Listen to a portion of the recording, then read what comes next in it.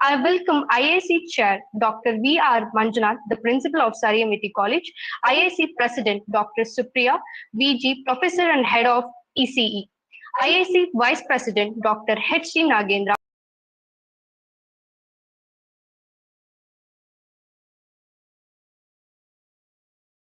students, a very warm welcome to all for this workshop. I welcome Dr. Lakshmi K for the department for this workshop. Now I call Amrita to speak few words about IIC. Thank you, Chandana. About IIC, Ministry of Human Resource Development, Government of India has established MHRD's Innovation Cell to systematically foster the culture of innovation amongst all higher education institutions. The primary mandate of MIC is to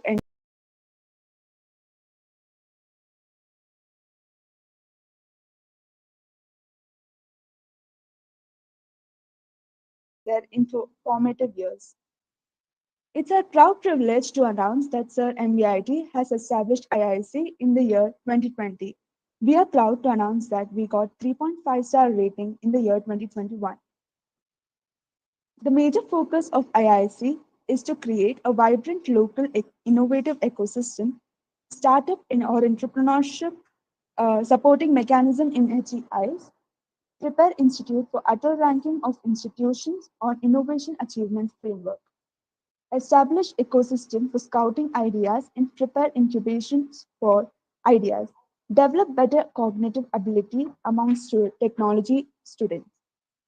The functions of Innovative Innovations Council promote innovation in the institution through multitudinous modes leading to an innovation promotion ecosystem in the campus to conduct various innovation and entrepreneurship related activities prescribed by the central MIC in time-bounded fashion. Identify and reward innovation to share success stories, organize periodic workshops, seminars, interactions with entrepreneurs, investors, professionals, and create a mentor pool for student innovators. Network with peers and national entrepreneurship development organizations. Create an institution innovation portal to highlight innovative projects carried out by the institution, faculty, and students. Organize hackathons, idea competitions, mini challenges, etc., with involvement of industry. The benefits of institute faculty, the benefit towards institute faculty and students are no major capital investment is required for establishing IISc as it will make use of existing local ecosystem. Student faculty associated with the IISc will get exclusive opportunities to participate in various innovative related initiatives and competitions organized by MHRD, winning exciting prizes and certificates every month, meet and interact with renowned business leaders and top-notch academicians, opportunity to nurture and prototype new ideas, mentoring by the industry professionals, experimentation with new or latest technologies, visit new places and learn new culture. This is about the IIC. Thank you, Amrita. Now I call upon Ashwini to speak about the resource person.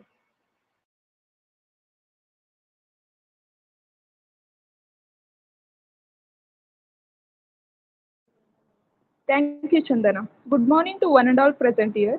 A beautiful morning. I have the utmost privilege of introducing the resource person who is here among us to conduct the workshop on prototype or process design and development, Mr. Apoorva Singh, an alumni of our own Sir M. Visvesvaraya Institute of Technology, where he is completed his Bachelor of Engineering Computer Science, who is the founder of QUBE Bangalore. He is worked as a software engineer at Legalist Incorporated.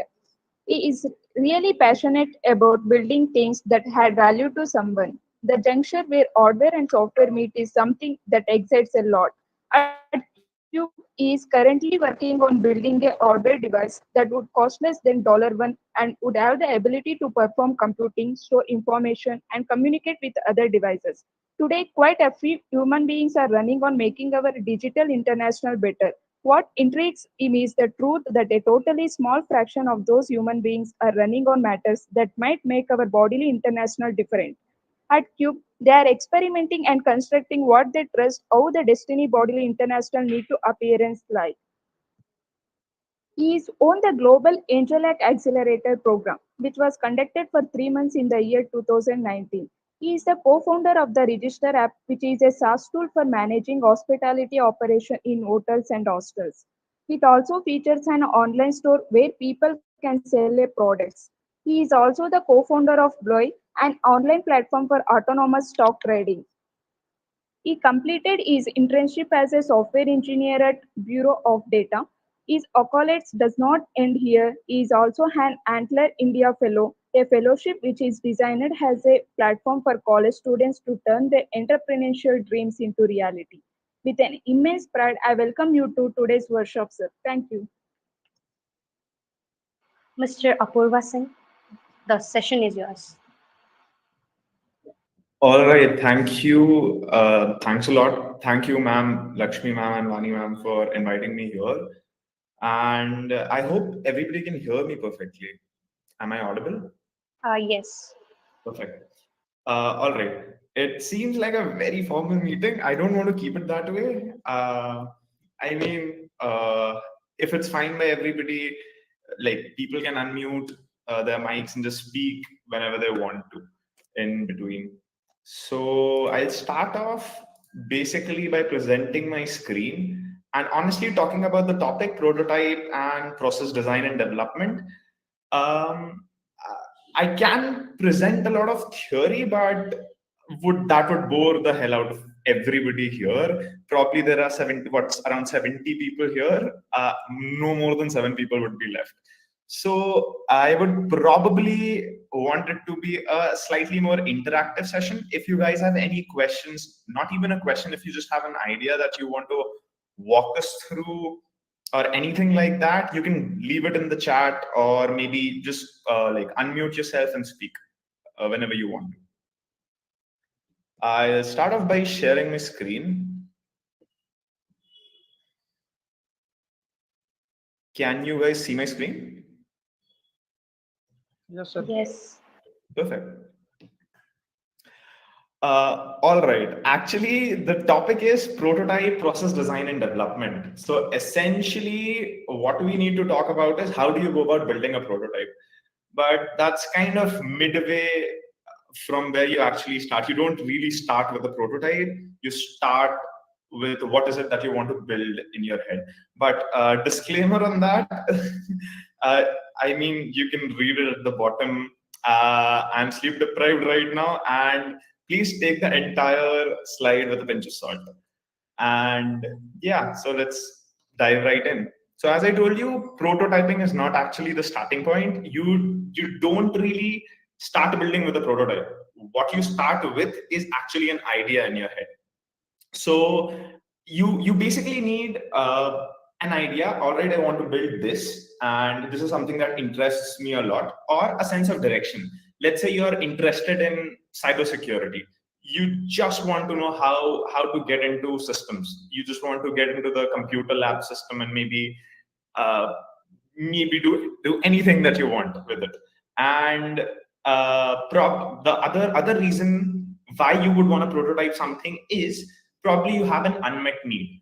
A very good example for an unmet need would be probably people staying in the hostel, people who don't have a very good Wi-Fi connection. And I mean, people in the hostel would have noticed at some of the routers, you have a very good connection, and some other routers, you just don't get an internet connection. So that basically signifies an unmet need. People around that router, how the heck would they get connected to the internet? You can't really use mobile data all the time. So that's a very basic unmet need. How would you go about solving it? If you had the resources, if you really want to solve it, how do you go about solving that thing? And another thing that I would like to point out here is ideas, like everybody protects their ideas a lot. I mean, they don't really want to share it with anybody. Nobody wants to talk about it because somebody else will copy it. Honestly, ideas are dimes a dozen. Nobody really cares about your idea, no matter how intriguing it sounds, other than you, because it's your brainchild. And at the end of the day, idea. Sorry. Was that a question? Okay, probably not. All right. So I was saying that ideas are probably dime a dozen, and nobody else would really get excited other than you about the idea that whatever you are working on. And it's really more about the execution that you put in and less about the idea once you start working on it. And then you'll realize it's probably more like 99% of execution. How do you work about the idea and the 10,000 different problems that you face? How do you go about solving them? And then finally, you might get the credit that you were the first one who came up with an idea. But honestly, everybody comes up with an idea. It's just that who works on it, what matters. The reason why I'm starting off with ideas first is because I need a framework on which we can keep the prototype on. And the prototype can be of many types. You can have it like, it really depends upon what is it that you want to do. So it's very important for us to like walk the idea phase first. But like here are some very common ways ideas in everybody's heads die. Honestly, everybody would have an idea. Anybody sitting in a classroom, I'll tell you a story. We had an idea that the Mohan Bhaiya's coffee shop that's there in our college campus, we thought while there is that lunch break that happens, everybody gets crowded there and you don't really get a coffee. So like all the benchmates, people who used to sit on our bench, they had an idea, all right, we'll give Mohan Bhaiya a mobile app and everybody from the college will order how many cups of coffee they want. And then Mohan Bhaiya can like literally make that many cups of coffee and just give it out instantaneously. Really stupid, but I mean, you can take whatever birth it is. Yeah, so basically what I'm trying to say here is everybody really has an idea, and you probably have killed it at some point in time, or maybe just lost interest in it. So here are the 6 ways. You just keep talking about your idea and not really do anything about it. You talk to your neighbors, you talk to your friends, your family, the street dog as well. You just tell your idea to everybody, but never actually get around to working on it. You hide them. This is very common here, that if somebody has a very good idea, they would just not talk to anybody. Actually, talking to a lot of people whenever you have an idea will potentially lead you to get a lot of good people with whom you can actually work with. So showcasing ideas is probably the best way to meet really high quality people. And at the end of this talk, I'll give you some resources as well. There is this Antler India co-founder housing program or something. They're named it something that's coming up. All of you guys can apply there if you are really interested and if you guys have an idea. These guys will like give you proper funds, give you the proper resources to work on your ideas, and you literally get to meet industry veterans here. I mean, I have got the chance to get mentored by Ether Electric CEO Tarun Mehta and the Chief of Staff Milind, and met a whole bunch of amazing people just because the kind of people you get to meet once you get into the network. All right, coming back to it. So please don't go around hiding your ideas. It's never worthwhile. Analysis paralysis is another thing that happens, that people would just sit down and surf the internet, find out 1,000 ways why this idea would work or wouldn't work without actually going down and testing the idea with their target user, whosoever it is targeted for. The other one is lazing around. I mean, I can't really say anything about that. If you're just lazy, and building something really takes a lot of effort, and you cannot be lazy and build at the same time. It would ask you like a lot of effort in places where you wouldn't have really imagined that you would be working in. You might be doing marketing one day, and the very next day you might be coding the back end of an application, or maybe making the hardware and whatnot. You could be doing anything at any point in time. You just need to be mentally prepared for it, and getting lazy is not the way to go about doing that. It's going to be very painful if you're just going to be lazy. Apart from that, users, you actually keep building, that you take an idea, you keep building, which is actually point number 6. You keep building, and never actually show it to the user. So the idea, the core ethos basically dies out. So moving right along, what is essential before you go about building your own prototype is actually defining the exact idea. People, like all of us, generally take a very simple approach to defining idea. I'll just take an example. Let's say I just want to build an electric vehicle that gives you 1,000 kilometers on a single charge. This is just a value statement. This is not your exact idea. People really get confused in these 2-line, 3-line sentences that this is what the entire idea is. No, this isn't the entire idea. What you need to do is you need to detail it out like quite a lot before actually saying, all right, this is what my value proposition is. This is what value my particular idea brings into the world. So you need to very specifically define what does it do. What is it that differentiate your idea from whatever that exists in the market right now? So let's say all the EV scooters that you have give you a range of around 100 kilometers or maybe 150 kilometers at max on a single charge. And here you are trying to increase it by an order of magnitude by saying, all right, I'll design an EV vehicle that will give you 1,000 kilometers in a single charge. Now, all right, you just need to write down the moat. So moat, basically M-O-A-T. Moat basically defines what is that key differentiating factor between you and somebody else in the marketplace. So you need to write that down first. Apart from that, who is this designed for? Not everybody is gonna buy a 1,000-kilometer ranged EV. People who are very enthusiastic about ICE engines and people who like driving a lot and are very pumped up about petrol engines and whatnot, they are not your target audience. Trying to sell these people that my vehicle would give you 1,000 kilometers of run on a single charge is absolute foolishness. You need to understand for whom are you designing this product. Another common mistake that even I did, everybody does, is defining it to be defining the product to be very wide and broad and catering to a lot of people in the segment. Honestly, that never really works when you actually build out a product and go to market. Having a very wide target audience is almost always a recipe for disaster. You need to start out with a very specific niche that, all right, people who are food delivery agents, people like Zomato, the people who like ride the Zomato bikes and all of those people, they are my target audience because they end up traveling more than 300 kilometers in a single day and they end up spending around $600 on the petrol costs or $800 on petrol costs every single day. Now, these are the set of people who would benefit a lot from my EV vehicle. So you need to really define that at the very start. Even if you don't have an idea of who this might be useful for, you just basically need to get back to it once you have enough data on it. Apart from that, what does your ideal output look like? If you actually go about creating such a vehicle that gives you 1,000 kilometers, what would it feel like? What would be the tangible change that you would observe in the world?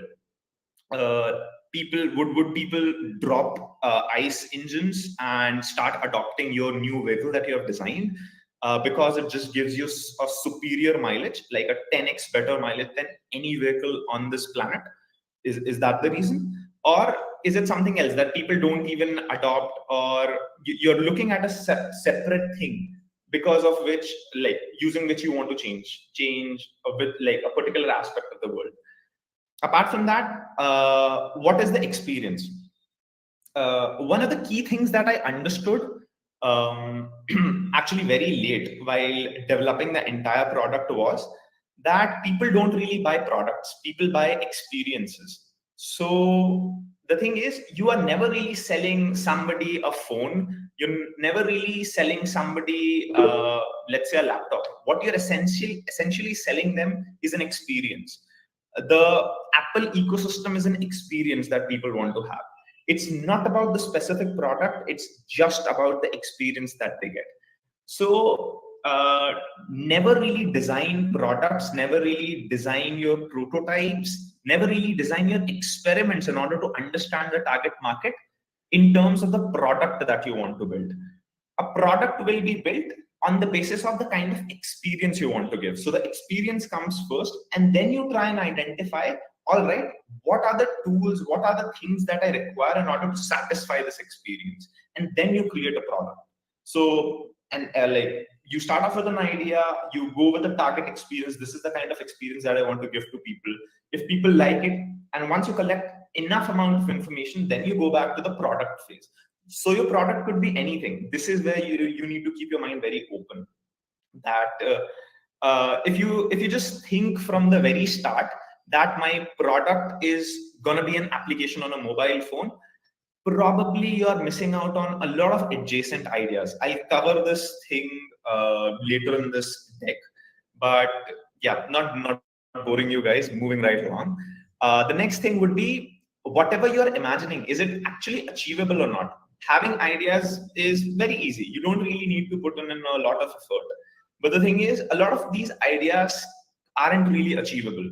And if they aren't, so what is it that is actually stopping them? Is there an inflection point in the market that you can observe? Let's say, let's take the very same example that we were talking about. If you're designing an EV that gives you 1,000 kilometers of range, so would it, like, what would that tipping factor be? What would tip you over to the other side and allow you to say, all right, now I can make a EV that can give you 1,000 kilometers range? Probably this would be a right time for me to like quit and go back. Can anybody like say, yeah, I think Manoj raised a hand. Manoj, do you want to speak?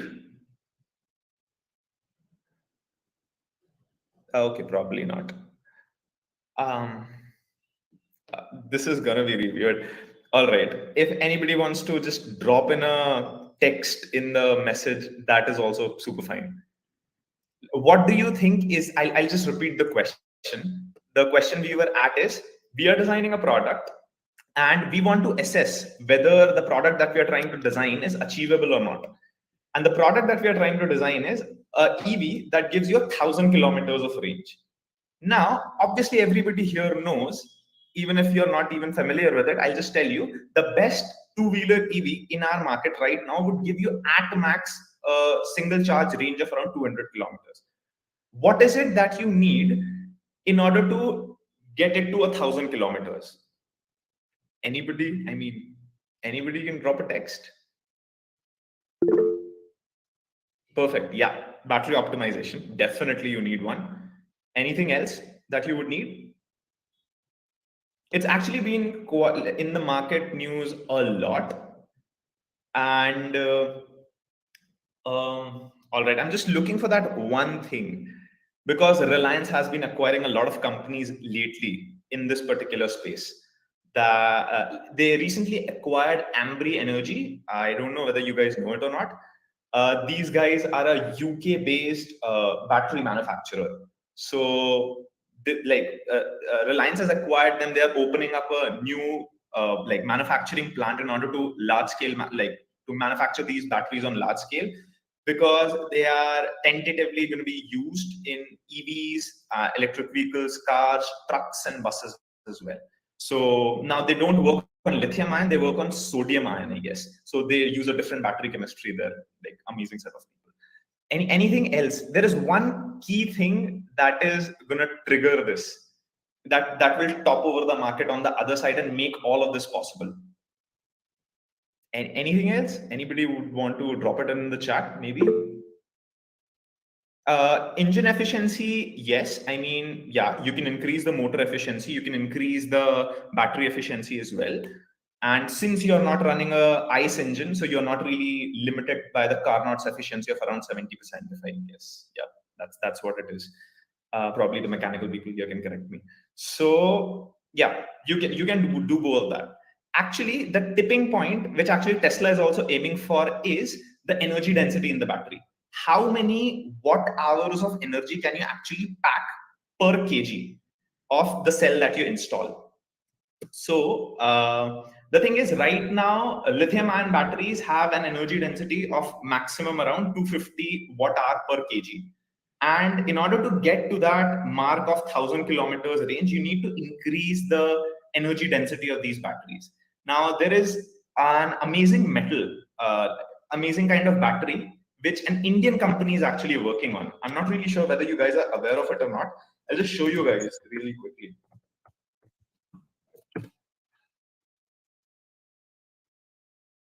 So if you'd see here, the energy density is around 250 to 693. Now these are theoretical energy densities. And I'll show you another kind of a battery, which is actually changing the entire market. And I'll also tell you the name of the Indian company that's working on it.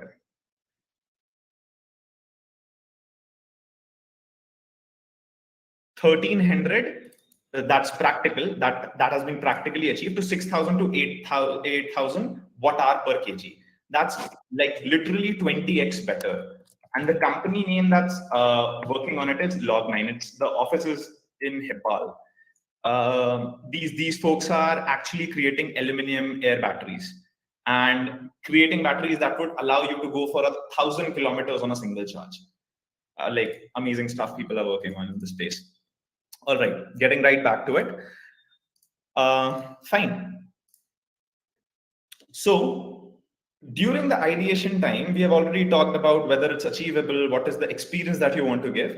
Finally, once you have your idea in place, once you have thought through it properly, and actually the entire process of thinking through an idea, coming up with an idea, validating whether people will accept it or not, validating whether it has a valuable business proposition or not, requires you to go through a very it's a very structured process actually. Initially I used to think, how could you even structure this? How would you even know whether my idea will work in the market or not? I just thought, I'll just build it, I'll throw it at the wall, if it sticks, it works. But the thing is, there are really clever people who have worked on this, and people have really 4-year, 5-year courses on this. This is basically what is called as design thinking. And there is a whole bunch of videos that you can watch on it. I really recommend that you guys go watch what design thinking is, because it would really change the perspective. It requires a little bit of patience at the very start because it wouldn't make a lot of sense. But once you get through it and once you get the feel for it, they have created a scientific method for you to go about testing your ideas and validating whether it's good enough to be built or not. And the way they have designed it is amazing. One person's video that I would really recommend you guys to watch is Akshay Verma. He's the co-founder of Prophecy. I attended a workshop from him. It was literally amazing. 6 hours, every single minute was worth it with that person. Amazing guy. And a lot of this content in the initial part is actually inspired by whatever he taught me and whatever we implemented in our own company here. So, all right. The sixth thing that you would want to do with your idea is, after defining all of this, you would want to define what is it that you want to build. Now, if you're building a 1,000 kilometer EV, it's not necessary that you go about building the entire electric vehicle. You don't need to build that. You need to identify what is it that you need to build in order to like zero down into just one single thing that you have to work on. Because I'll tell you very honestly, working on 6 different things might seem very easy at first, or 2 different things might seem very easy at first. But once you get your hands dirty, it's gonna be really painful. You're just gonna cry, and there is literally no one to help you out with it. I mean, you can talk to people, but at the end of the day, it's your own sweat that you have to put into it. So just don't try and like parallelize as many things as you want. Just try and boil it down to just one single thing that you would want to build.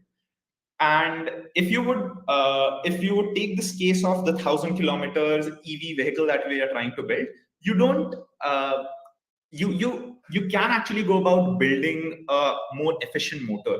You can go about building a more efficient like motor driver, the inverter that basically drives the motor. You can go about building a very efficient battery management system, the BMS. But what you essentially need is a battery pack that gives you a very high energy density, somewhere probably like twice, thrice, or at least 5 times what lithium-ion batteries give you. So you don't really need to build the motor. If you want to just boil it down to the essence, you don't really need to build the motor. You don't really need to build the chassis of the vehicle, the tires, the handles, the entire electric experience. No, none of that. You only need to build the battery first, because the way you go about prototyping is you try and uh, you have to nullify the most riskiest assumption that you are taking. Your idea is that I'll make 1,000-kilometer EV, it would just sell like hotcakes in the market. But what is your riskiest assumption in this? That you can even build 1,000 kilometers EV in the first place. So you need to identify that this is my riskiest assumption. If this doesn't work, my idea wouldn't work at all. So you need to take that I can actually build 1,000-kilometer EV and boil it down to what do I actually need in order to build that EV first. Now it boils down to basically the battery. You need to build a type of a battery that gives you that much amount of specific energy that you can actually pull through.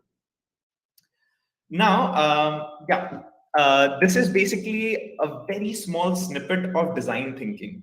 And we are only going to cover a very small aspect of it. Actually, the last portion here, we'll only cover the deliver portion, but I'll very briefly breeze through it.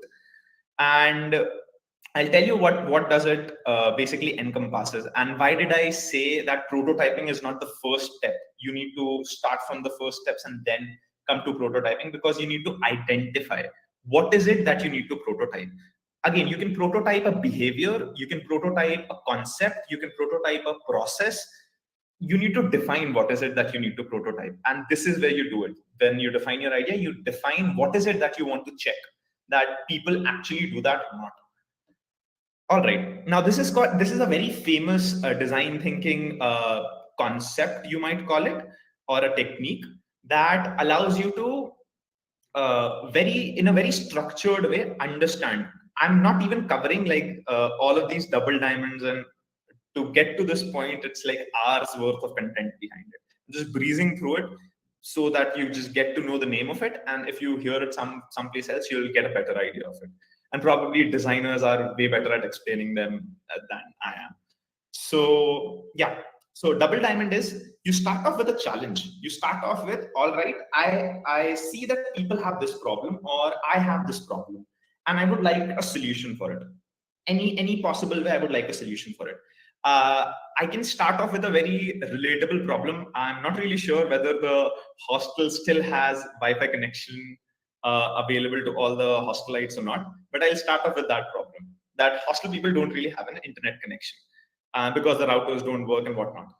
So if that is the challenge that we are starting off from, now we need to identify all the problems that it can possibly encompass into. You need to conduct user interviews, you need to talk to people, what is it that they want. So not having an internet connection means that if somebody doesn't has a data pack in their mobile phone or the geo pack, they wouldn't be able to get on a WhatsApp call, not call their parents. They might want to get into a meeting, they can't do that. They might want to stream a movie, they can't do that. And probably just want to download a game, they can't do that. You can have 1,000 set of problems. Now, all of these 1,000 set of problems that you have enumerated after talking to a lot of people, you need to start collecting them and grouping them. Then you'll start to see emergent patterns appear out of the data. Let's say you have 100 people in the hostel. I think it's way more than that, around 1,000 people. 1,000 people in the hostel, you interview 500 of them. And then you go around asking, all right, what is it, the problem that you face when there is no internet in the hostel? And then they say, I can't video call my friends. I can't play PUBG or whatsoever everybody's playing nowadays, Fortnite or something. So they can't do that. And then you go ask somebody else, they say, I can't attend my meetings. I have an internship, I need to do that. And third, if you go ask somebody else, they say, I can't stream a Netflix movie. Somebody else says, I can't stream a BitTorrent file, and I can't watch a movie or something else. So everybody is going to have some different set of opinions. But once you start collecting data on a slightly larger scale, you'll start to see emergent patterns being start to appear. So you can probably see like a majority of people are very much concerned with not being able to do a video call to their friends, or a majority of people are very much concerned about just watching movies, which I really think is the case. A lot of people would be very much interested in watching movies in the hostel. So like it could be up to 70% of the people in the hostel only care about watching movies, and 30% all of that can be neglected. Now, what you have done is you have discovered a new problem. You started off with a challenge that there is no internet connection. And then you stumbled upon a problem that a majority of people are facing. And if you solve that, maybe you can derive some value out of it, be it monetary, be it social, be it any kind of value. You probably can derive a value out of it. So let's say, all right, after like enumerating all of these different things that all of these hostelites are facing, like not being able to video call their friends, girlfriends, and whatnot, and not being able to play games, not being able to stream movies, then you start like downsizing all the problems. Then you get into the second phase, wherein you start eliminating things that you don't want to work upon. Now, this is where you would bring in your expertise and say, all right, I am not really interested in working on a system that solves video call problems for my hostel friends. No, I don't want to get myself into it, and I don't really think I can solve for it. So you ditch that idea, and then you go about the next one. You say, all right, people want to download stuff from the torrents. You say, all right, that again requires a lot of internet. I can't really solve for it. Third, then you stumble upon the idea that, all right, people want to see movies. And if people want to see movies, probably in a group, like in a herd of 1,000 people, somebody would have that movie, whichever this person is trying to watch. At least 75% of the people in the hostel would have laptops. That means you have 750 laptops on campus in a hostel at any given time. Maybe a little bit less than that, but you have, give or take, 700 laptops. If you have 700 laptops, what is that one interesting thing that you can do? This is what we did in the first year. I was in mess block, and we just wanted to share movies. So essentially, the Cisco router doesn't really allow you to create a local network because they have blocked the UDP connection and whatnot. Maybe you can play around with it. Maybe you can create a local network, and everybody can start streaming movies from their own laptop. So if somebody, let's say, wants to watch Age of Ultron, and if it's there in somebody's room in 101, and Ayush's laptop has it, it will just appear on the network, and then you can just start using it. So that is one way you can go about solving this. So you define a problem, that the problem is watching movies in the hostel, and then you start developing general solutions for it. One solution could be like opening up the Cisco router, figuring things out. How does the Cisco router work? And then getting your way around it. And then just using the entire local area network to do whatever you want. Play CSGO with your folks and stream movies all day, all night long, or do something else. The second thing that you can do is, if you are really into building something, is maybe you can create a local area network, a wireless local area network, by buying some of the hardware. Now you have SP Road here, one of the biggest markets, electronics market in India. So you can go there, buy a lot of cheap hardware for wireless stuff like Wi-Fi and all, and you'll get it for pretty cheap. You will get it for around $500 or something, even lesser than that. And then you can create your own Wi-Fi routers, and you can set up it in P2P mode, like peer-to-peer mode. Now everybody in the hostel would create a very big giant Wi-Fi mesh, and then you can communicate via that. I mean, you can do that. And the third one would be, all right, you don't want to go into that fuss of doing all of that. You just buy 20 pen drives and just leave 5 each at each of the hostels. And whenever somebody needs a movie, you just like get that pen drive, get it copied, and get it done. You can do it anyway. So you need to then diverge into multiple ways of solving that problem. And finally, once you have those 10 different ways in which you could solve the problem, you start to boil it down to specific solution.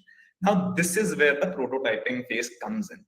Like after the 3 steps, the last step of this double diamond is actually prototyping. This is where once you have defined, all right, I want to like exploit the Cisco router, or let's say I want to build a new Wi-Fi network using these peer-to-peer Wi-Fi devices that I'm talking about, like ESP32s, ESP32C2, all of these new chipsets. You just want to use that and create a local peer-to-peer Wi-Fi network so that you and your friends can play CSGO and stream movies and whatnot. So at this point, you now have to decide what is it that is your riskiest assumption, and then build your prototype around that. So now this is basically enumerating all the things that actual double diamond has. First of all, you don't really need to do all of this. Just do whatever you think is right for you. And a lot of these words might be jargon. And honestly, in every single domain, whenever you enter, every single domain has its own set of like lingo that you have to learn. That is something that I've observed. So for design, this is basically it. So you start off with the research phase, you read a lot of literature, you like do a competitive analysis, like who are the other players who are doing the very same thing that you are trying to do, but probably an order of magnitude better or something. And then you conduct user interviews, you conduct experts in that field, people who really use it end to end, who use an existing product end to end and know everything about it. You conduct normal user interviews, like what is it that normal people want from the product. Once you have all of that information, you generate insights, the jobs that you need to get done, and then you start brainstorming to ideate what are the possible solutions. So you diverge. And finally, you are like get to the prototyping phase. Now, again, everybody, I mean, even I wouldn't know about everybody, but at least I used to think there are not a lot of ways to prototype. But to my amazement, there actually is. And I think you might get amazed with the kind of things that you will get to see in just a minute about like right now. So you can actually prototype in a lot of ways. Now, all of these depends upon what is it that you want to prototype. Sometimes you can just prototype your idea on a piece of paper. You can prototype your idea just by showing a video to somebody. You can enact that this is the experience that the user will get to feel. So a very good example for enactment would be delivery from Uber. Now, this is how basically Dunzo started. Dunzo started as a WhatsApp group between 3 friends. It expanded. A lot of people joined, and the founder himself was the one who was picking up items from this particular store, and people just had to tell him, "This is the store. You need to buy this." They've sent him the money via like UPI or something, and then Dunzo's founder used to go to that store, pick up that item, and drop it back to whichever person he wanted, like whichever person wanted that product. So he was basically enacting. And he initially started off with a very small prototype and then wanted to run their entire experiment and understand, do people really want this? Do people really want hyperlocal delivery as a service in Bangalore? So in order to find that, he basically ran a very long experiment and got to the answer, yes, people do need it. All right. I still don't know why that image is here. Probably because of the template. I forgot to replace that. Never mind. So prototyping. What prototyping is? So prototyping is essentially a very early stage model that you build of your final product just to test a particular concept or a process. As I already told you about the EV example, you don't build the entire EV, you just prototype and build the battery only, the battery itself. So that you can say, all right, the motor is already there, the BMS is already there, the throttle, the chassis, the wheels, and everything is already there. What is essentially tipping me over to the other side and letting me win the entire market and become a monopoly is me being able to create a battery that can actually achieve that. So this basically defines what a prototype is. Now, the very next question that ideally should come to everybody's mind is, when is it that you should build a prototype? Actually, you should build it as soon as possible. You can ditch the entire process of understanding what is it that people need, sitting down with a pen and paper, writing down the interviews. Actually, this thing that I showed you, these things can take weeks. Ideally, if you go and sit down with an interaction designer or probably an interaction designer would be the best. If you go and sit down with them and they would explain you the entire process, how long it takes, it would take you around like 9 to 10 months to get from idea stage to the prototyping stage, just to decide what is it that you need to build exactly, and then you go just build that. Instead of building anything randomly, you just go build that. But as almost everything in the real world, there is no one right way of doing it. Just do whatever works for you. You don't need to follow the step in order to get from your idea to a prototype and probably a prototype to your product. There is no fixed way. Whatever works for you is the way. So you don't need to conduct user interviews if you're very sure. Maybe you are the user itself and you know what is it that you want. Basically, what we are building at QUBE is something that I wanted and we wanted, and we are just building that. So we didn't really need to conduct a whole lot of user interviews, even though we did. We'll show you photos of it. But yeah, that basically gives you a very good understanding of the space itself, because you are the one who is facing the problem and the challenge. And then you start to synthesize what is it that you can do and what not. So what building prototypes very quickly can give you is a lot of embarrassment, like a shitload of embarrassment. When you build a prototype, and if you're not embarrassed about your prototype, probably you're doing it wrong. You need to be really embarrassed about your prototype, that it does not look good, it doesn't do that X functionality that would be the key defining feature of your application. And probably it doesn't has a community, so it doesn't have that network effect, you don't get that content. It can be 1,000 different things. Until and unless you are very much embarrassed about your prototype, you aren't doing it right. You're probably building a product rather than a prototype. Prototypes are meant to be crude. They're meant to be very rough, and they're meant to test a very basic hypotheses that the founder has in their own mind. They're not meant to be final products and things like that. Again, a lot of people might even think that if I show other people a very crude initial version of the product, they might not like it, and eventually when I build their final product, they might not buy it. Actually, that never turns out to be the case. We tend to assign a lot of value to what other people think very early on, and forget that everybody is very much caught up in their own lives, and nobody would remember you what you showed them probably 2 weeks, 3 weeks, or a month back. Nobody does. And even if they do, there are a certain set of people with whom you actually go about testing your prototype. You just don't go on the road and pick you come here, I need to test my prototype. You don't do that. You go handpick individuals. There is actually a process to that as well. How do you go about handpicking the right set of people with whom you would go about prototyping, with whom you would go about doing your user interviews and everything? So that needs to be done very properly, because if you don't do that properly, then the data that you get is more or less garbage. So if you get garbage in, you'll get garbage out. You'll build garbage products and nobody will buy it. And you'll build garbage prototypes that everybody would just say, all right, it works. Nothing new about that. So just build as soon as possible, push it in front of the users, people who are actually going to use it, whoever is your target audience, and then decide on what do you want to build next. Because once you get that feedback from the user, that is the only thing. There is a very famous saying by YC, a Y Combinator. I guess a lot of people might know what Y Combinator is. If you guys don't, it's a basic like seed accelerator program, seed state accelerator program for companies. Nowadays, not only seed companies, a lot of other companies also come into Y Combinator, but they have some really good advice, and they have a very good curriculum on how do you go about forming an idea, how do you go about testing it, how do you sit down with the user. So I was basically telling you a very famous saying from YC. They say you should only be doing 2 things as a founder. One is building the product, building whatever it is that you want to build, and second, talking to the customers. Anything else that you're doing, anything else is probably incorrect. This is very much true for the early stages only. And later stages, things might change. I haven't experienced that. I can't really talk about it.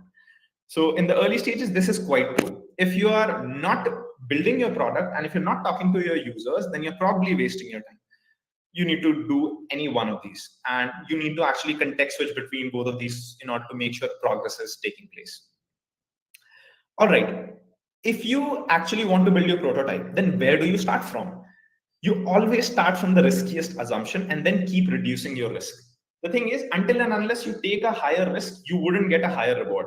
If you want to do like low risk, like a fixed outcome kind of a game, like you can go for jobs and all of that. This is not the turf for playing that game. This is the turf where people who have already acknowledged the fact that they have nothing to lose. Like I'm what, 23 years old. I have nothing to lose. Even if nothing pans out in the next 2 years or 1 years, I have nothing to lose. I just have a really good set of people who I collaborated with, a really amazing problem that I was intrigued to solve, on which I spent my entire year on, and a couple of good investors who would be willing to fund me in my next venture. That is what you get at the end of it. So there is not really a lot of risk. This is my perspective of looking at it. Everybody has a different perspective. So depending upon your perspective, entrepreneurship has a lot of risk associated to it, depending upon what is it that you do. So that does not actually mean that you cannot reduce your risk. There is a risk, but you can systematically reduce it. You start with your riskiest assumption that, in our case, what we are trying to build is actually a very small hardware. I'll show it to you. I mean, this is a pretty big hardware. I don't know whether you guys can see it or not. So we are trying to build a smaller hardware about this big, about like a size of a like 5x5 cube. And what is it that's supposed to do is that this is a piece of hardware that can connect to any AC outlet. And this hardware will have the ability to perform computation. It can store information and it can communicate with other nodes. The thing is, what we have understood after doing a lot of market research, talking to a lot of people, and this is also our own, like everybody whoever is working here, our own understanding that this is something that we would want to build. The first thing that we are starting off by, like the riskiest assumption that we have is we can build this hardware under 70 rupees or $1. We can build this hardware under 70 rupees. This is our basic hypothesis, because if we can do that, then anybody can take this hardware and deploy it in thousands of quantities without even thinking twice about it, because it wouldn't cost anything for them to deploy these many nodes. So we wanted to verify whether we can actually build that or not.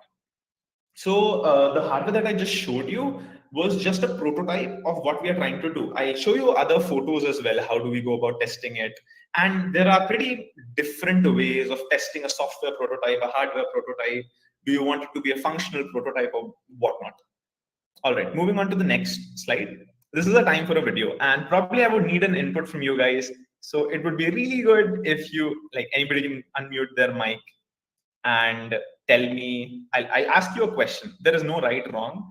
This is just a curious video that I'm going to play. Just let me know whether everybody can see the video and the audio as well. Is it audible? Yes, sir. Perfect. Let's spend 2 minutes watching this. Just watch this video. It's amazing.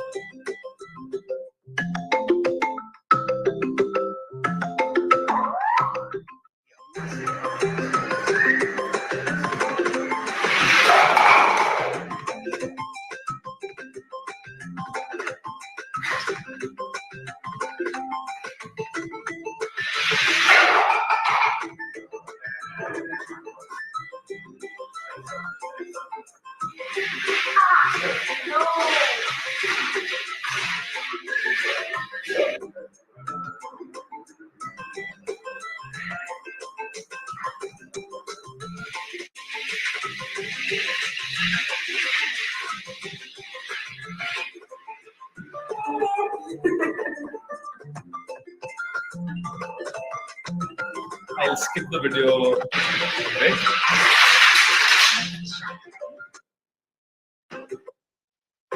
I mean, did you guys get an idea of what is happening here? Anybody? A yes or no? Yes, sir. All right, perfect. Can anybody like just guess? Just do plain wild guess. What is it doing? Like, what was happening in the video? Can anybody just do a plain wild guess of this? I think the motion is based on what drawing is done on the top of that device, I think. Yeah, perfect. Actually, somebody is drawing with a marker, something on top, and then the car follows that trajectory. Everybody like understood it, right? Yes, sir. We are simply instructing on the by a sketch, and then that instruction is followed by that object. Exactly. Perfect. Bang on. That's the exact thing that it's doing. Now, just try and think, how would these people have built this? Just throw wild ideas. You can throw anything at like this group. Just throw wild ideas. How would they have built this? How is that car functioning when you draw something on top of it? How does it know where to go? Through design prototyping? I mean, how would a car move by design prototyping? You need like motors and things to move cars, right? I mean, you need wheels in order to move the car. Like like the physical reason why the car is moving is what I'm asking. The car might have a trackpad. Sorry? Might have a trackpad on top. Perfect. Yeah, definitely. One reason. Anything else that you can think of? That's actually a very good reason. That was my first guess as well when I at the very first time I saw this video. Any other guesses that you guys can make? Think about it.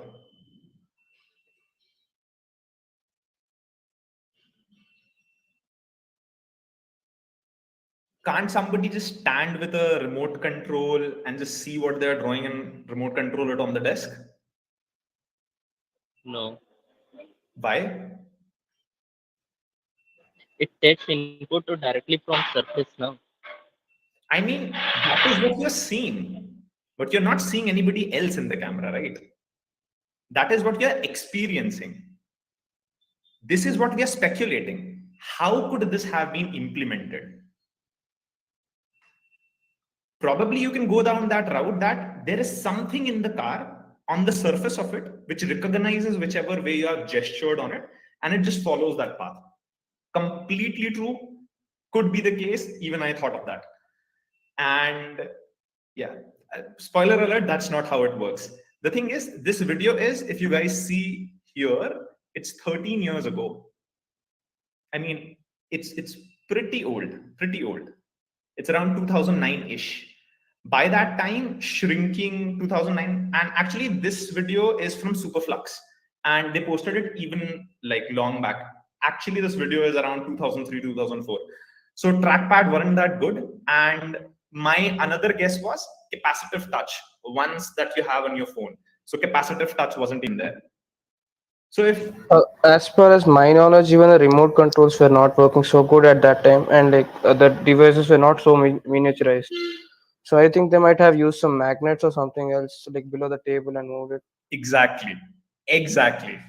I mean, that is exactly how it works. There is a guy sitting beneath the table, and once you draw a certain trajectory, there is a camera on top. And that guy is just seeing that feed in his laptop below the table, and he's just taking a magnet and moving the car along. This is how he's doing it. Now I'll tell you why I've shown you this video in a while. All right. Now I'll talk about what are the different methods in which you can prototype. And that was just one method that you saw. That method that you just saw is called as the Wizard of Oz. The reason is very weird because it was kind of a magical and a surreal experience. When somebody was drawing on top of the car, nobody thought that something else is controlling it, like beneath the table. That wasn't your first thought. Your thought would have been, all right, this is really cool. I can draw whatever I want. I can draw a circle and the car would just keep going round and round. I can draw a wavy line and the car would just follow that trajectory. How cool is that? The thing is, you need to create prototypes that suspend the user's disbelief. This is very important to digest and understand. You need to create prototypes that suspend the user's disbelief. I mean, somebody might have few like some people out of you might have expected that, all right, this doesn't look possible. This is a very old video. But generally, people tend to believe in what they see. If they are seeing, if somebody draws on top of a car and it's moving, there's something in the car.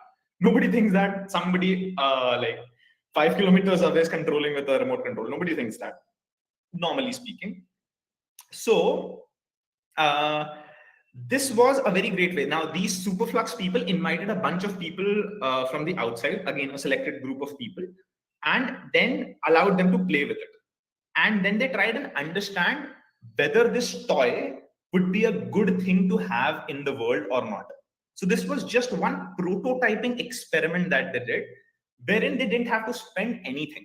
They purchased small plastic cars, placed a magnet in it, and at the bottom, there was another guy who was just seeing everything from the camera up top and just moving it the way it is. So this basically can be used as a way of verifying whether, if you had an idea that if I had a toy on the surface of which I could draw something and it would just follow that trajectory, is it something that people would be interested in? And the answer was yes. People would be really glad to play around with it. Even adults play around with it. That is what they got to understand.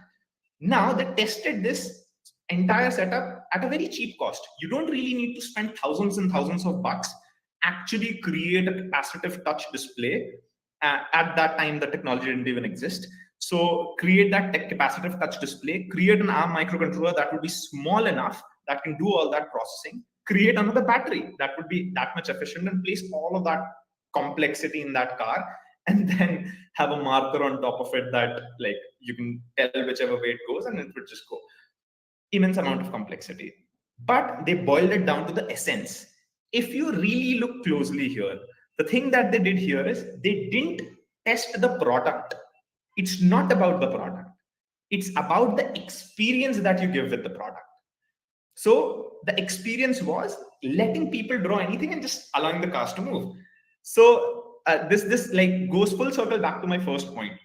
From an idea, you decide an experience that you want to deliver to your customer, your user, and from there you decide the product that you want to build. You don't decide a product and then an experience. No, that's not the way to go about it. Because if you decide a product, you already have decided this is what I want to build. If you have already decided this is what I want to build, you have already spoiled the entire process of discovery. You would never get to know what other ways could have been possible, and possibly simpler ways of achieving the very same thing in a different manner. Go for experiences and not for products.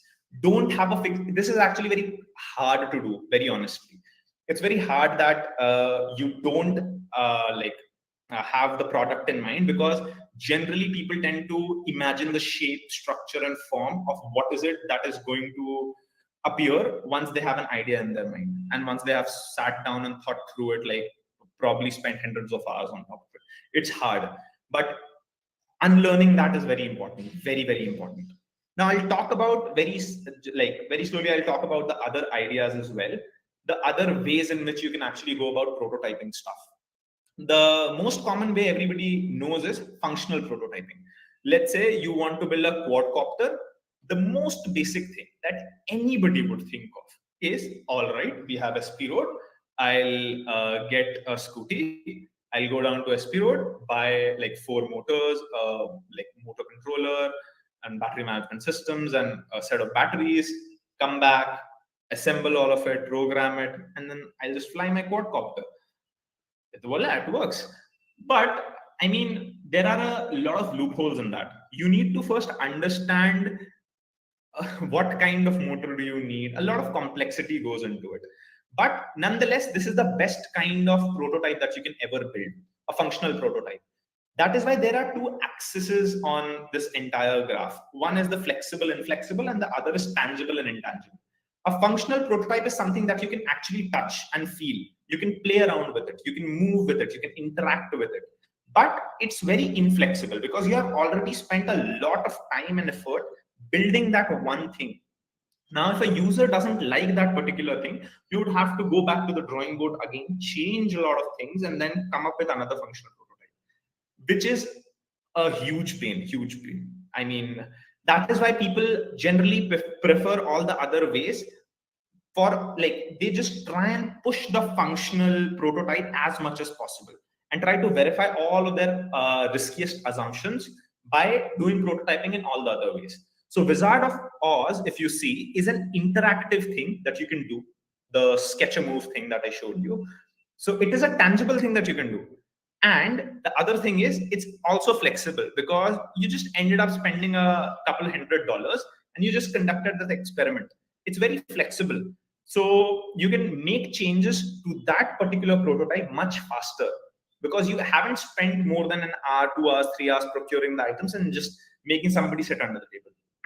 that isn't a lot of effort. Sorry. So, talking about something else, let's talk about click-through. Probably a lot of people would be aware of Figma. Has anybody here heard of Figma, Adobe XD, and what else? Sketch. Anybody? Yes, sir. Perfect. So probably you might have also noticed that these have a prototyping feature as well. You can create screens and then you can click on buttons and it would take you to different screens. So what that basically allows you to do is create a UI mockup of how is it that you want your application to look like.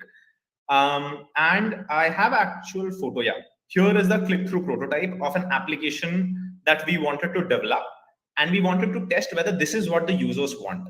So we never really developed a Flutter application or a Java application for an Android mobile that basically gets all of this information from our server and displays it here. No, we didn't do that. What we did instead is we just created a small Figma prototype. And once we were done with this, we shared this link with our customers and understood whether this is something that they find meaningful on their home screen or not. So we iterated a few versions of it. This is the final version that you're seeing, but the earlier versions were honestly shittier than what this is. But yeah, we changed a lot of things. Like this value wasn't here. How many units of electricity that somebody has used? This value wasn't here. That a 700 rupees recharge on your energy meter will only last you for 13 days. This wasn't here, and people are really interested in knowing that if somebody has a prepaid meter, how many days will it last for? They are very much interested in knowing all of that. So for us, it was absolutely no effort. We just had to drag a text field, drop it there, type in the value, and just show it to the user. That's it. That's all we needed to do. So it is very flexible in terms of how quickly you can change the design. And it is somewhat tangible. Like this is an image, I can't really scroll, but in the actual Figma prototype, you can scroll, you can click on things, you can take the user to a different screen. You can do a lot of animations as well. So that is what basically click-through is. Functional is something that you build. So functional would be something like this.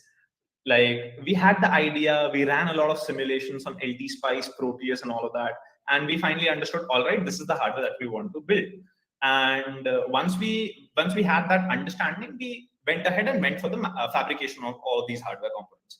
And once we got it,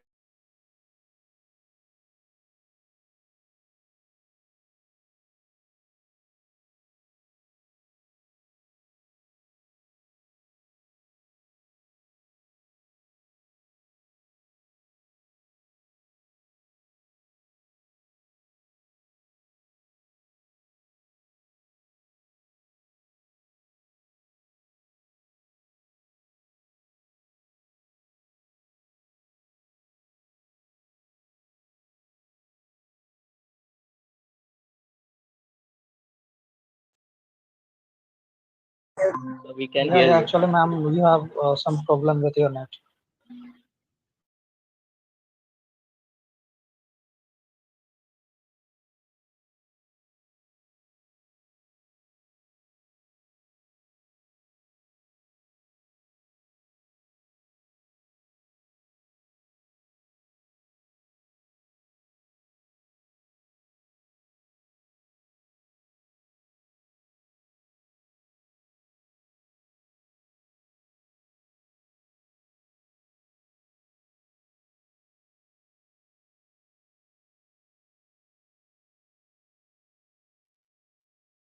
box. No, sir. Okay.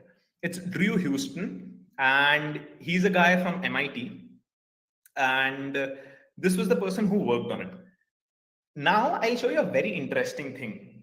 They did a functional prototype of the entire application using 2 or 3 command line Unix shell utilities, rsync, diff, and another one whose name I'm forgetting.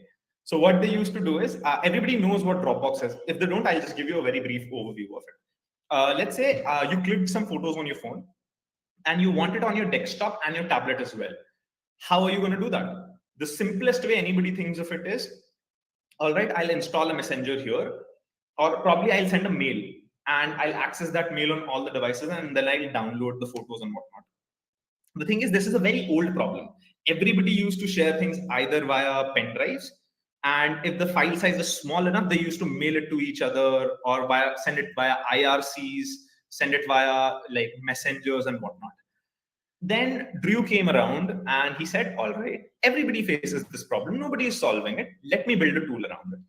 He didn't actually sat down and write the entire 10,000 line, like the first iteration, the first beta launch of Dropbox. No, he didn't do that.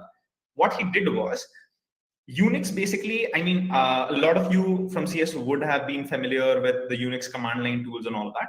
Unix actually gives you a pretty good set of like scripts to work with. One of that is rsync, the other one is diff, and probably something else for creating servers and all. You can use netcat. I don't know what they used. You can use netcat. So basically, if you club these 3, you can actually create your own Dropbox. You wouldn't need a Dropbox, although you would need a server for storing it temporarily when some of the other devices are out. And you can basically get a free server on your GitHub like student pack account.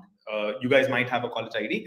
You can go apply, you can get free servers on that, like a lot of free stuff for like college folks, like honestly. Things that we have to pay for, like it's free of cost. So exploit that. So the thing is, Drew Houston never went around writing those 10,000 lines of code. He just wrote that small bash script. That bash script, it basically just waited, watched something change in the file system, computed a difference. How was the earlier file? How was the new file? Find the difference. Whatever is the delta, it would send it to the server. The server would find, all right, this is my old file. This is the difference. I'll add the difference to my old file and my file will become new on the server and as well as on the local machine. And this is how they replicated this entire thing across all the desktops. The thing is, they wanted to verify whether was it a Drew's problem, that whether Drew was the only one who was facing it or whether everybody was facing it. Now, this is what they did. They created a video and they just tried and explained the concept in the like absolute simplest way they can. 2-minute video. Let's watch it. This will give you a very good idea of, and this is also actually a prototyping method. Video-based prototyping is also a prototyping method. You've been there. You're about to buy lunch and realize your wallet is in your other pants. Or maybe you left your keys at home. The problem is organization. You need one place for everything, like a magic pocket. Putting something in the magic pocket means it's always there, no matter what you wear or where you are. The same thing is true for computers. If you have more than one, keeping track of all of your... Just one thing, if you note, there are no high fidelity graphic designs being used. These are pieces of paper that these guys have used in order to prototype and explain what is it that the Dropbox experience will provide to the customers. Just take a note of that. Files can be a pain. Solving this problem is one of the big ideas behind Dropbox. It's like a magic pocket, a single secure place for all of your stuff. Let's meet Josh, who is preparing for a big trip to Africa.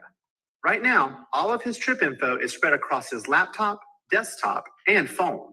He needs to consolidate it all and is tired of having the USB drive. Then he found Dropbox, which creates a new kind of folder on his computers. These folders work hard to be exactly alike, even across Macs and PCs. By adding his itinerary to his laptop Dropbox, he can be sure the same file will show up in his desktop Dropbox and even on his phone. The same thing happens when he saves a document in a Dropbox folder. But it's not just his computers. The Dropbox website also works to be exactly like his other Dropboxes. Anything he puts in Dropbox is available on the website automatically. This way, if his Jeep takes a dive and his computer is ruined, he can still get to his files on the Dropbox website, where they're always backed up. As it turns out, Josh's Safari was a success, and his laptop made it home with lots of videos and photos to share. Instead of emailing everything, he just shared a Dropbox folder with his mom, so she could get copies of photos she wants to frame. Because it worked so well for travel, Josh made Dropbox the home for all of his stuff, so it's accessible anytime, wherever he goes. Whether you're traveling the world, running a business, or simply organizing your life, Dropbox means you can stop worrying about managing files and backups and get on with your next adventure. You can download Dropbox now at getdropbox.com.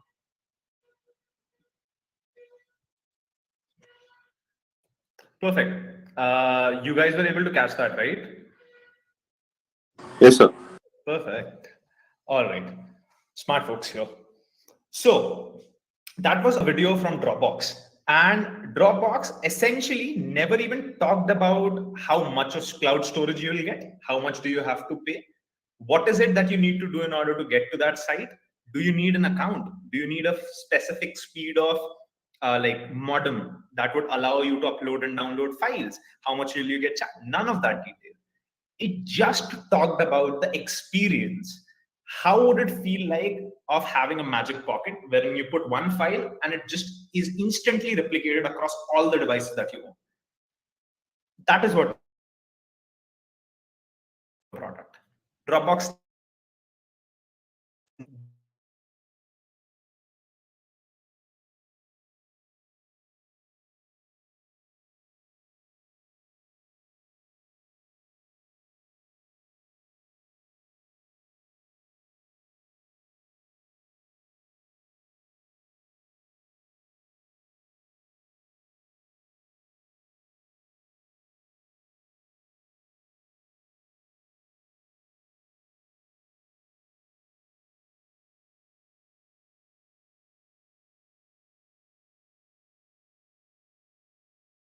somebody will even interact with it or just get the basic set of inputs. You can just take a sheet of paper, draw on top of it, and just design based on top of that sheet of paper.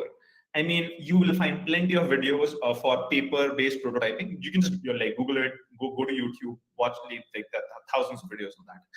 And then there are ways of like verbally communicating, like this is what my idea is, just tell me. And people are going to give you the most like ridiculous answers of all. So don't go the verbal route. And sticky notes, again, very vague, very abstract. You wouldn't really get to know what is it that they're trying to do. Yeah, this is a paper-based prototyping.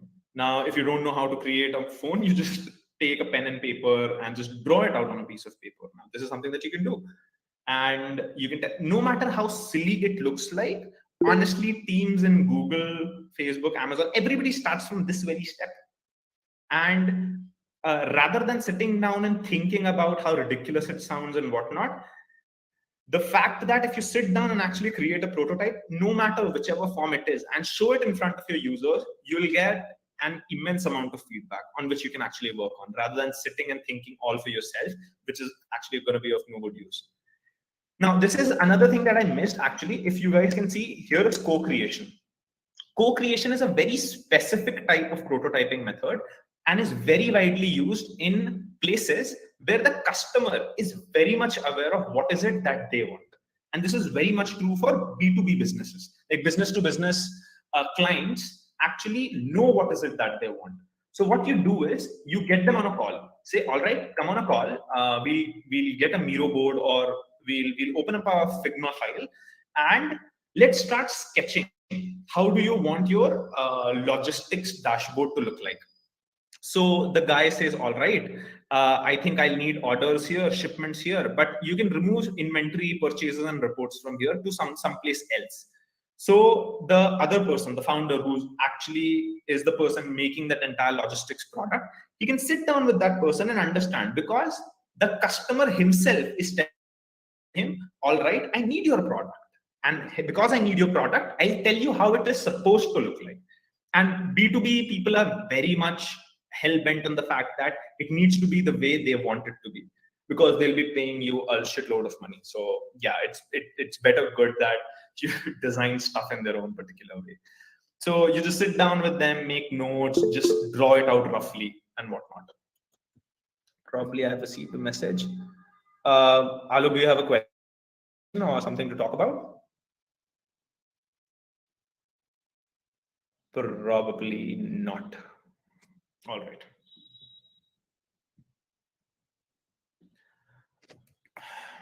All right. So this is how we did it. We were actually in the, I'll show you on which stage. We were actually in the discovery phase. We were trying to discover what all possible spaces can you achieve with the small hardware that I just told you about, like $70 hardware that gives you the ability to compute something on the edge that stores information and can communicate with the internet, all at the cost of 70 or like even lesser than that. What is it that you can do with it, with the help of it? So what we did was we sat down and literally listed all of them out on a sticky note. Once we had the sticky note, all right, I think the images are out of order. Yeah. So once we had that sticky note, we started categorizing it. All the ideas that everybody on the team had, everybody started like listing it out in different like ways, whatever ideas they can think of. We just removed all the redundant ones and we started creating sections and started like grouping up the ideas.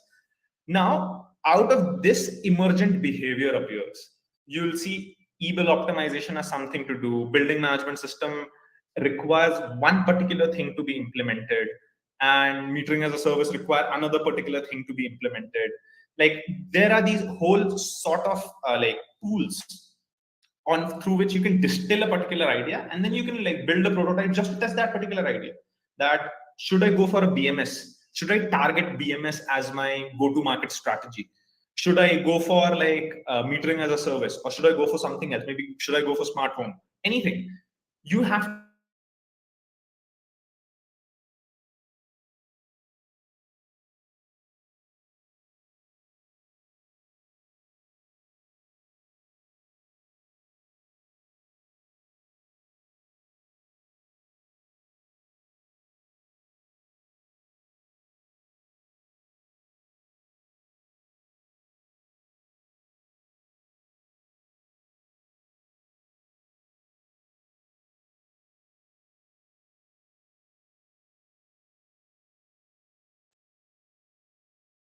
hands of the users, and then they'll give you feedback, iterate on it, give it again back into the hands of the user, get it back, iterate, and this loop just keeps happening all the time.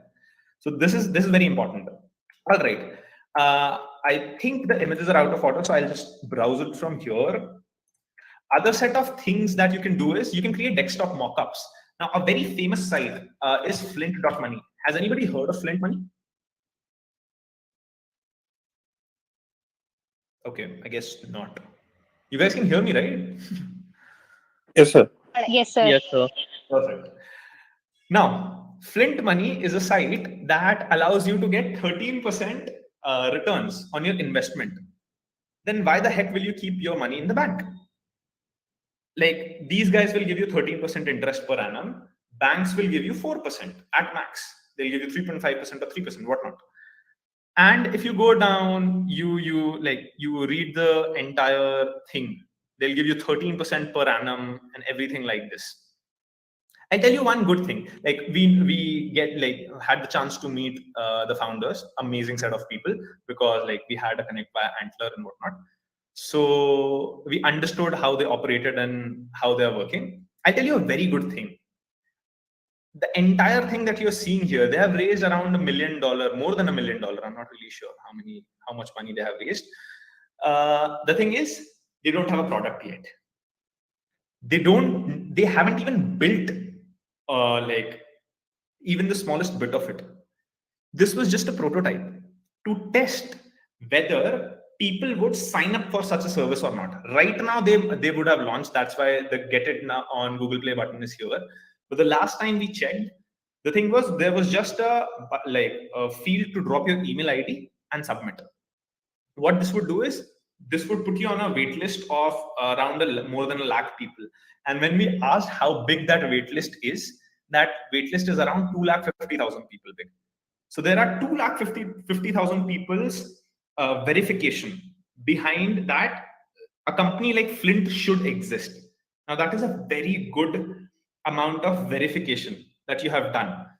The biggest risk that Flint guys faced was, I'll boil down their business for you. What they do is they take like your money, they put it into cryptos, they earn a return on that, they like take it out of that account and give you a certain chunk of the return that amounts to around 13% per annum. The thing is, building all of that is really complicated. The reason why I understand this is because we built Bluey. Bluey was a system that does automated stock trading on the Indian stock markets. So that is why I have a fair bit of understanding how this entire system works. The interesting bit is they never built it. They haven't even completed everything right now to what they want it to look like. The only thing is, the smart move that these guys played was they wanted to test whether giving a higher percentage of return to anybody will get them on board to our platform or not. This was their hypothesis, and they wanted to understand, will the crypto volatile and their money being stuck in that, will the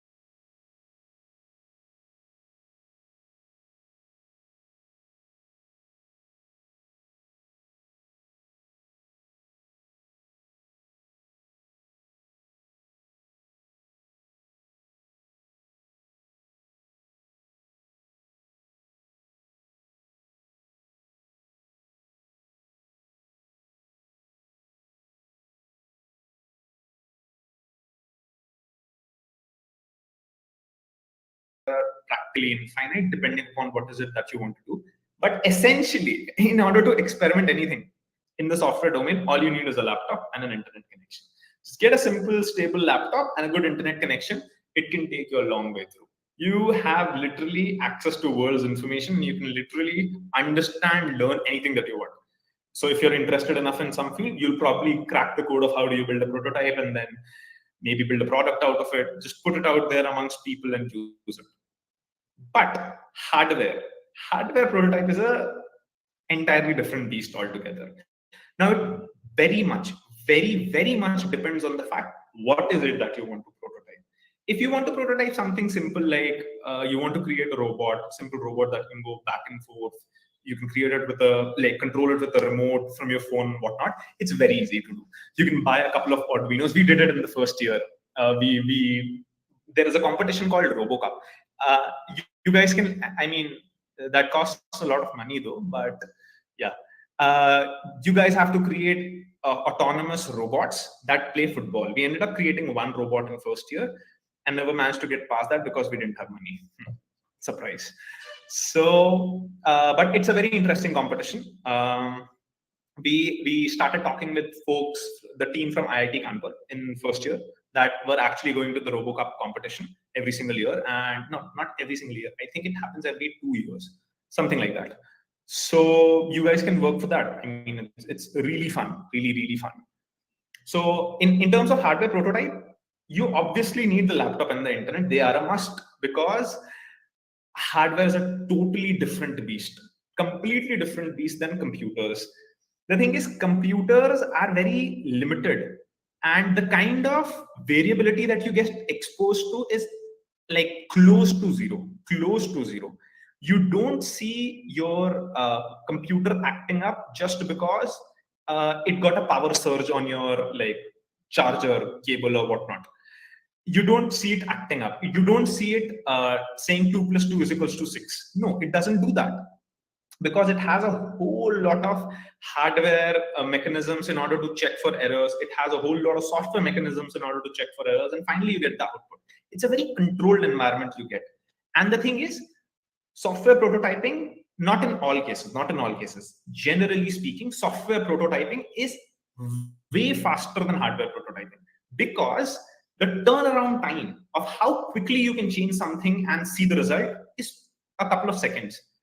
Let's say you're writing a program for streaming movies left and right, and you wrote a asynchronous WebSocket connection, and then you're streaming packets out to the other side via streaming UDP packets from your laptop to the other person's laptop, and that person is reassembling the packet and streaming the movie. If you go about implementing that, you can do it in Python, you can do it in Rust, you can do it in whatever language you want. And the thing is, the only time you have to spend is basically the time fixing errors. And once the errors are fixed, just run the program again, check it. If it works, it works. The turnaround time is very quick. But when it comes to hardware is extremely different. The thing is, anything in the real world is very complicated. Now, I'm not talking about, if you're talking about building self-driving cars in the software domain, that is definitely a very hard problem to solve. I'm talking about general problems.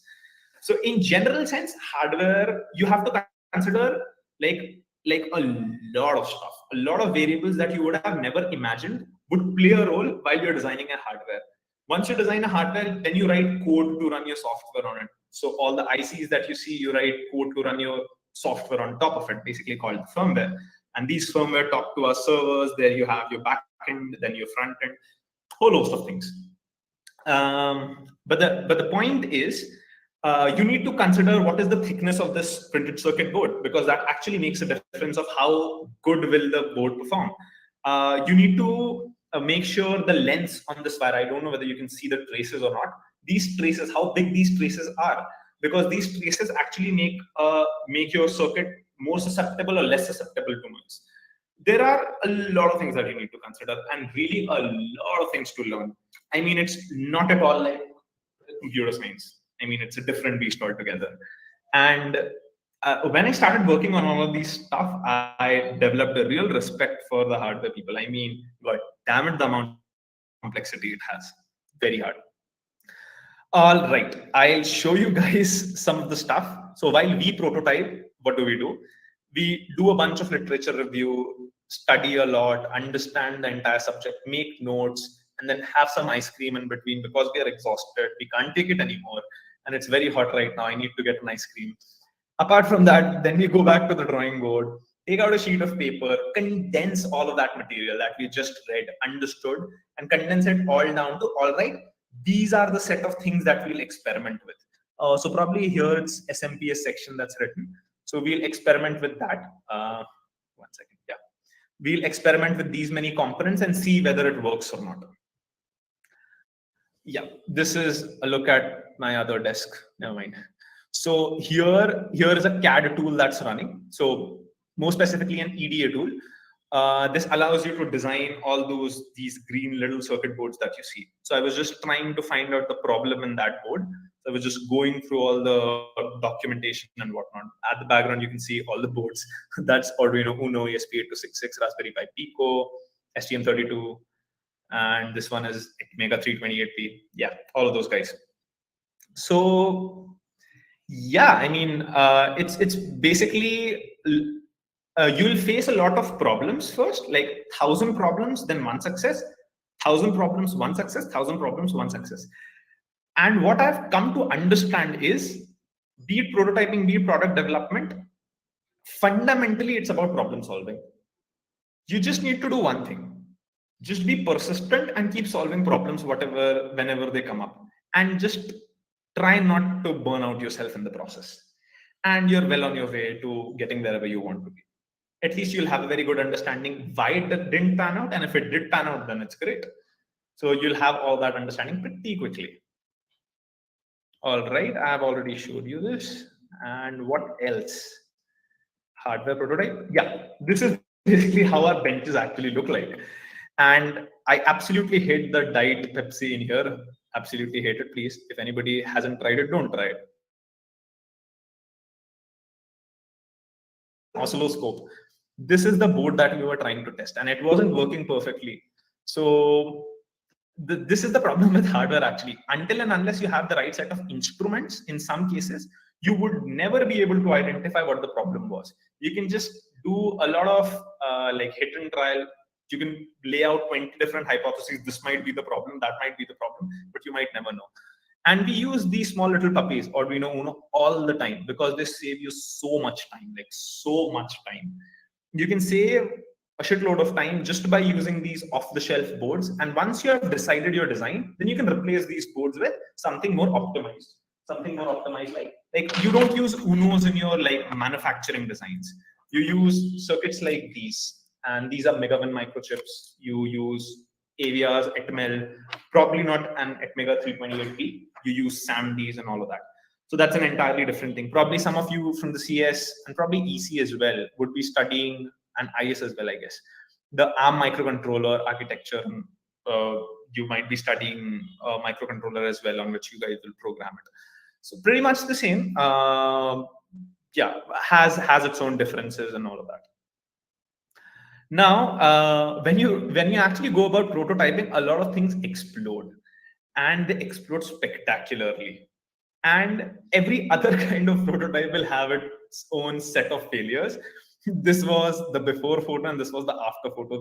The plastic case literally exploded once we like started testing it, and it was connected the other way around and whatnot.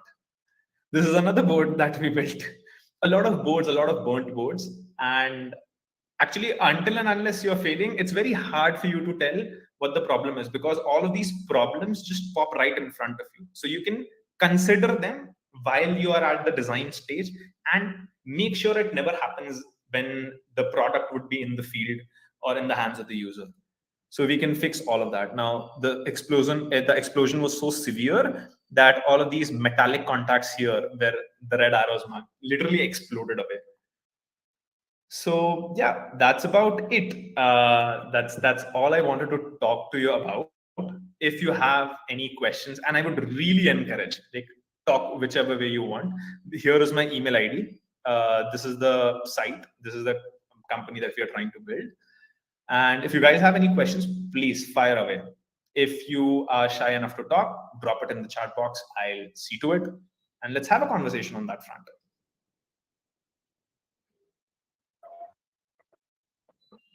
Yeah.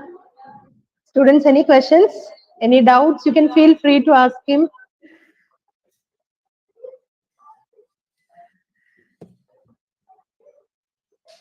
No?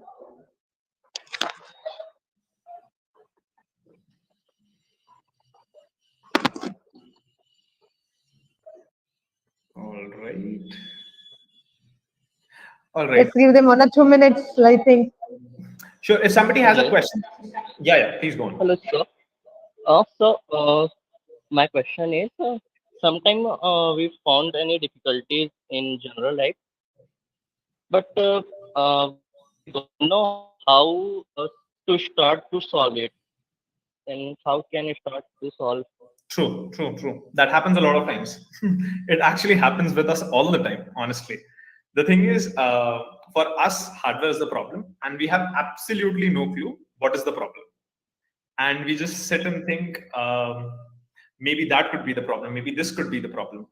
And the best way to get ahead of that roadblock is like you can do two, three things in order to fix it. First, if it's just beyond you, take that problem to somebody who you know might be capable of solving it, or maybe at least has a little bit more idea as to what is happening. Just showcase it to them. They'll probably give you some inputs on which you can just run some experiments. It's basically about hit and trial. You just have to do a lot of hit and trial till you get it right. That's it. That's all that matters. So get to that person, talk to him, explain what your problem is, and if it works, it's great. If it doesn't, all right, you go back and then you start researching a little bit more. The thing is, most of the time when you don't understand what the problem is, it's probably lack of a theoretical knowledge base that you cannot count on. So you need to build that theoretical knowledge base first, and then try and look at the practical problem again. So let's say if you're building a program, and let's say you're creating a program and that takes O of n cube time to solve, but you need to get down to n log n of time complexity, and you need to do it anyhow, and you just can't think of any algorithm. Probably this is a very good time to like take a detour and open up the books, the standard textbooks, and just get a feel for the entire subject. Get a feel, just breeze through the topics, understand what are the different types of ways you can use it. So basically build your theoretical knowledge base. That's second thing. First thing is talking to an expert. And third thing is, if you have the slightest bit of hunch that, all right, if this isn't working, if this is working in O of n cube, let me experiment with this particular method. I think this will give me a better time complexity. Just take the time and go do the experiment, and if it works, it works. If it doesn't, it's just an iterative thing that you just keep on doing, and nothing more than that. Did that answer your question?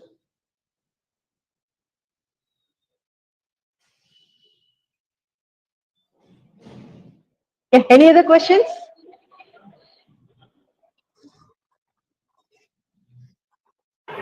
Hello, sir. Hello.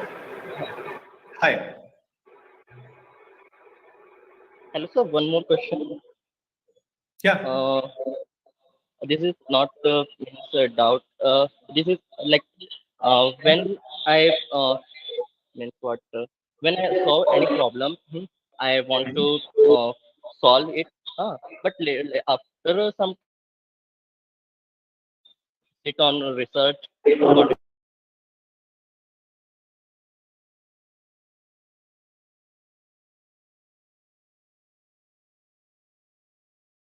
and what I do means what.